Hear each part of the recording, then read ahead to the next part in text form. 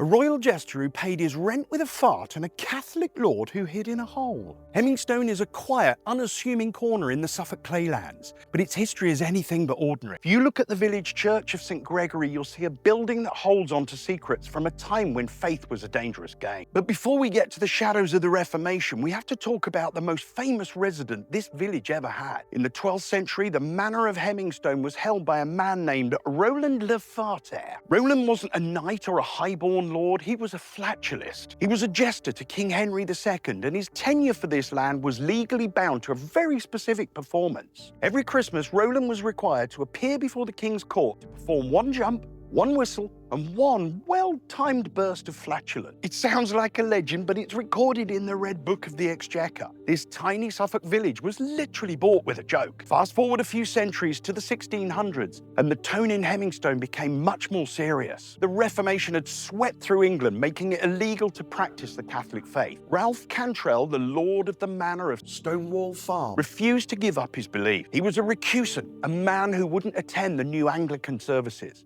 However, the fines for skipping church were ruinous and the prison sentences were worse. Ralph came up with a uniquely Suffolk solution. He built this small red brick structure on the north side of St Gregory's Church.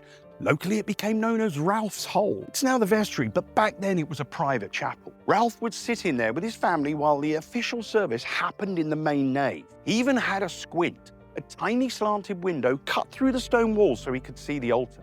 Technically, he was at church, so he couldn't be fined, but he never actually stepped foot inside the Protestant sanctuary. When you walk around the church today, look at the flint flushwork on the tower. High up there above me, you'll see a letter G for St Gregory, but it's actually upside down. Local law said a medieval mason placed it that way as a quiet act of rebellion, or perhaps just a very long-lasting mistake. From the absurdity of a king's gesture to the quiet defiance of a man hiding in a hole to save his soul, Hemingstone proves that even the smallest Suffolk village has a story that can stop you in your tracks.